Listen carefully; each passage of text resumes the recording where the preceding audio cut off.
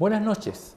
Hoy tenemos invitado a Notivisión al Ceremi de Desarrollo Social, a don Julio Verdejo, con quien queremos conversar sobre algunos indicadores que entregó esta semana la Cámara Chilena de la Construcción respecto a la calidad de vida urbana, pero también a lo que ha sido el nuevo proceso para tomar los datos de la gente que vino a reemplazar a la antigua ficha CAS. Buenas noches, Julio, ¿cómo estás? Muchas gracias, muy buenas noches y gracias por su invitación. Bueno, a propósito de esto, este indicador que sacó la Cámara Chilena de Construcción sobre calidad de vida urbana, puso bien en cuestionamiento cómo vivimos en nuestra región, cómo es la calidad de vida que tenemos. Habían indicadores bien bajos en relación a los espacios urbanos, en relación a las calidades del trabajo. Ustedes del Ministerio, que han estado recogiendo información recientemente, por supuesto, respecto a cómo está, sobre todo la gente en situación más complicada en nuestra región, ¿cómo evalúan la situación de la gente que está en más riesgo social en nuestra región? Bueno, a ver, mira, lo primero que quiero decirte que yo creo que cualquier persona que pertenecemos al mundo de las ciencias sociales podemos opinar sobre los enfoques que tienen los estudios. Básicamente este estudio, ¿cierto?, la mitad de sus indicadores se fijan en cuestiones materiales, en cuestiones económicas fundamentalmente. En espacios territoriales donde se sustrae muchas veces, ¿cierto?, de los procesos culturales, históricos que influyen también en las contextualizaciones de la ciudad. O sea, no todas las ciudades chilenas son iguales. No, o sea, lo miramos desde una perspectiva económica y sin duda ahí podemos tener las variables que ellos señalaron, pero podemos tener otras también. Si nosotros nos remitimos a lo que efectivamente se señala en ese estudio, efectivamente hay algunas condiciones que aparecen desmejoradas y tienen certeza porque coinciden con algo que ha dicho la CACEN 2013. Dos variables aquí que son sustantivas en el nuevo concepto de pobreza multidimensional están muy bajas y ocurre en la CACEN, que son la categoría de vivienda y de empleo. Pero sin embargo, recordamos que la CACEN 2013 ya se aplicó la 2015, el segundo semestre aparecen los resultados. Tenemos sobre esos conceptos, ¿cierto?, un conjunto de inversiones importantes. El Plan Especial de Zonas Extremas, por ejemplo, que fundamentalmente apunta a resolver un tema de vivienda y en consecuencia también un tema de empleo. Lo hemos visto en las cifras, los indicadores que ha arrojado el INE en el último tiempo. Entonces, se está interviniendo también sobre esos factores. Ahora, hay otros elementos que están siendo caracterizados y que pueden tener alguna otra perspectiva y que mirado desde el punto de vista, por ejemplo, de la CACEN, lo que hoy día el Registro Social de Hogares nos está entregando, poniéndolo en otro contexto, tienen otros resultados.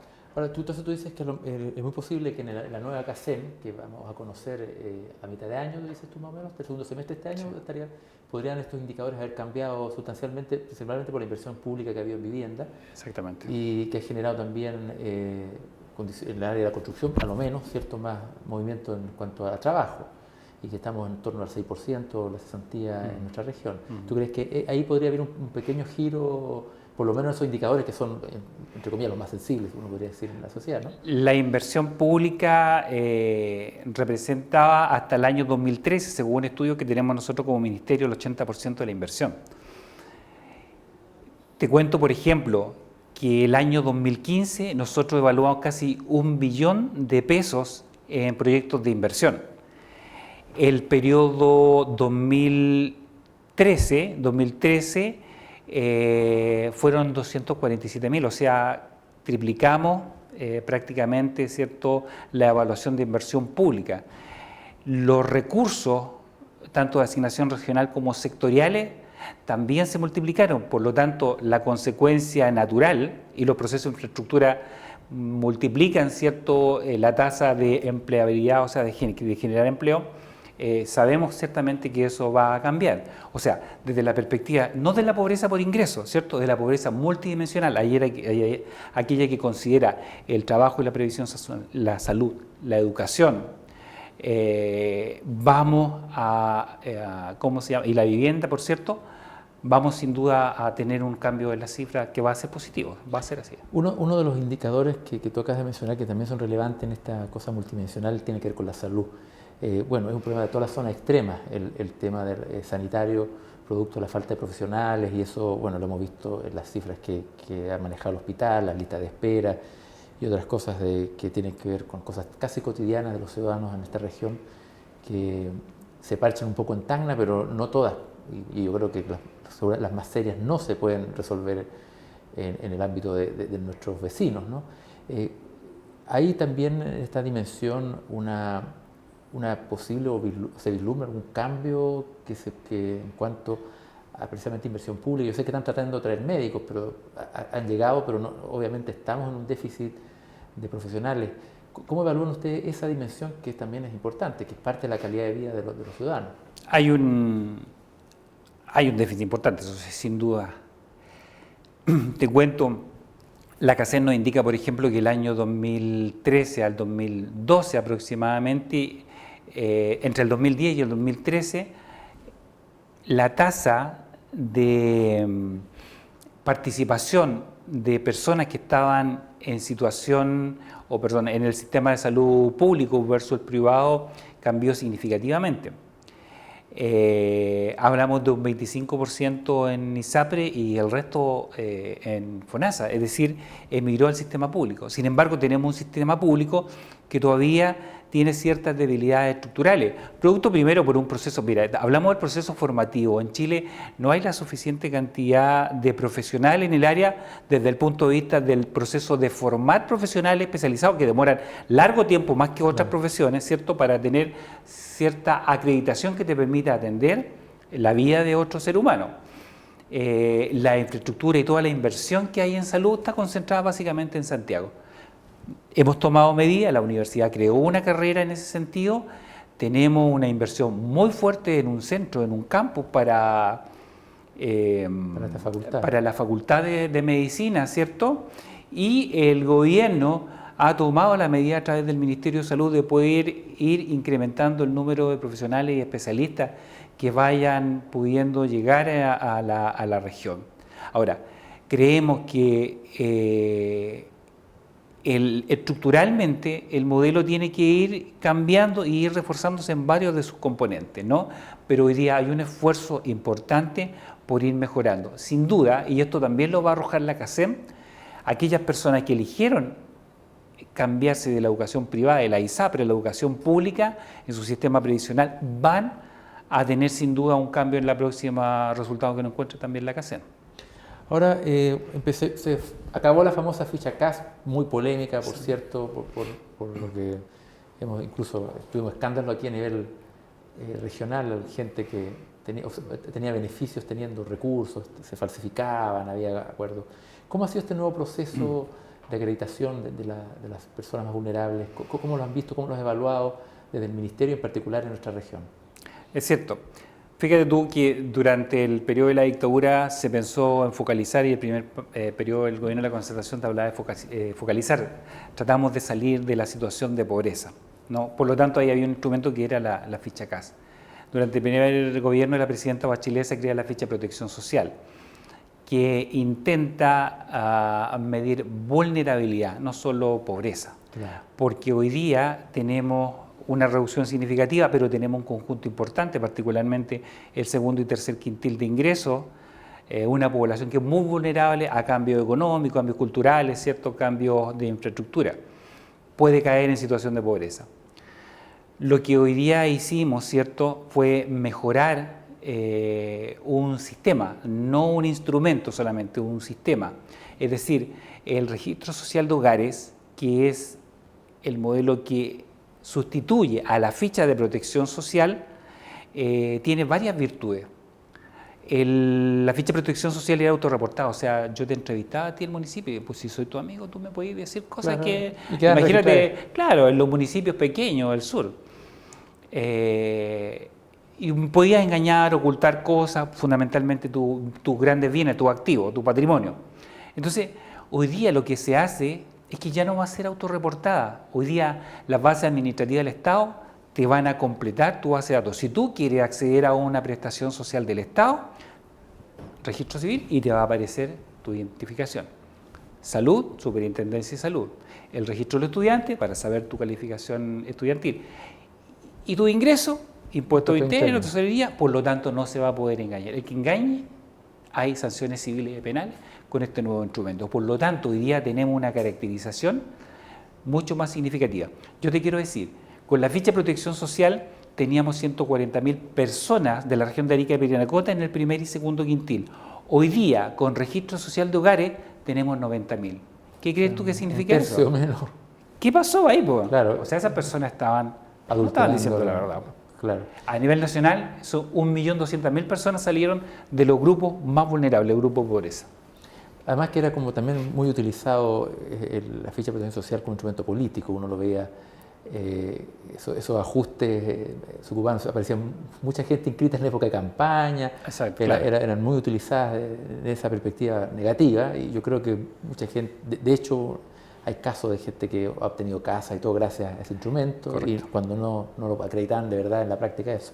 Y en estos cambios que es bien interesante, o sea, esta disminución del grupo de vulnerabilidad en nuestra región también puede implicar mejor, ¿cómo decirlo?, conducir las políticas públicas relacionadas con los sectores más vulnerables.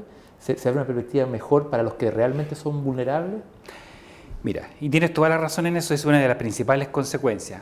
Hoy día nosotros, por ejemplo, tenemos un sistema que nos permite georreferenciar, por ejemplo, estamos explorando, porque todavía está en una etapa de exploración este sistema, el registro social de hogares te entrega la información absolutamente certera, correcta y verdadera. Entonces, por ejemplo, estamos evaluando dónde están ubicados principalmente la población en situación de discapacidad. Introducimos esa variable, estamos explorando algunas situaciones y sabes tú primero que la población más vulnerable, en situación de discapacidad es la más vulnerable, está en el primer y segundo quintil. No sabemos todavía las razones. Claro. Probablemente, ¿cierto?, tengan menos acceso quizás a las prestaciones sociales, no tenemos claro, pero fíjate lo que hemos descubierto. Pero además, ¿sabes tú dónde están ubicadas? En el sector nororiente. Allí tenemos aproximadamente un 65% de la población. Te das cuenta que este instrumento, en función de lo que tú estabas diciendo, nos va a permitiendo decirle a Servio, allá vamos a tener que tener ciertos mayores estándares de calidad para personas en situación de discapacidad. Eso implica mejorar las calles, mejorar las plazas. Exactamente. Para ese segmento. Lo otro que también te quiero contar, a propósito de lo que tú preguntaste, ¿dónde están concentrados los adultos mayores? No puede decir están distribuidos proporcionalmente en todos los segmentos sociales.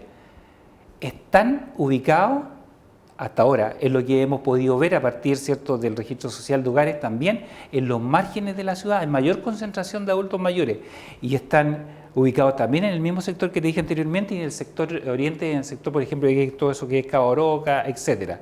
Y un grupo importante también en el sector del cerro. O sea, qué interesante sería que pudiéramos coordinarnos con las carreras de antropología, trabajo social, psicología, y poder estudiar por qué ocurren estos fenómenos, ¿cierto? El registro social de hogares tiene grandes virtudes. Estamos comenzando, por cierto, pero junto con eso, de decir la verdad, no puede señalar lo que tú nos dijiste, nos puede mejorar la focalización, el diseño de políticas sociales regionales. En esta parte que a veces no sabemos si es un mito, pero puede ser realidad, precisamente este estudio puede arrojarlo, que aquí en Arica siempre se ha hablado que hay, a pesar de las diferencias sociales, hay bastante integración social, que no es tan como Santiago, que ahí está en el barrio alto, segmentado, esos guetos, digamos, de población, y que acá siempre es un poco más integrado la clase media con la clase más baja, etc. ¿Es más o menos así o tú crees que está cambiando a propósito de lo que has visto ahora en los estudios? Mira, te voy a regalar después este texto que hicimos acá, un profesional, un antropólogo en nuestro servicio, bajó la CACEN del 2013 las bases de datos y pudimos elaborar, por ejemplo, del quinto quintil, pero también podemos sacar algunos indicadores del quinto quintil. O sea, del quinto quintil son personas que tienen ingresos per cápita, familias, hogares que tienen ingresos per cápita sobre 1.600.000 a los 6 millones per cápita. El tamaño de un hogar del quinto quintil es de aproximadamente 3,8. Si pones 4, 6 por 4, 24 millones. El rango del estudio. Sabemos que igual hay gente que gana mucho más que eso. Claro. Pero ese es el quinto quintil. ¿Dónde está localizado el quinto quintil? También tenemos identificado. No es difícil suponerlo, ¿no? Claro, pero más o menos eso también lo hemos logrado definirlo. Ahora, con relación a lo que tú específicamente has señalado, la verdad de que a partir de este estudio que nosotros realizamos en esta región durante el año 2015 sobre la base de la CACEN 2013 y cruzado con información para actualizar del INE, logramos establecer que efectivamente la población más vulnerable del primer y segundo quintil, que son aquellas 90.000 personas que te señalaba, están concentrados en 71 territorios, unidades vecinales, en 71 territorios.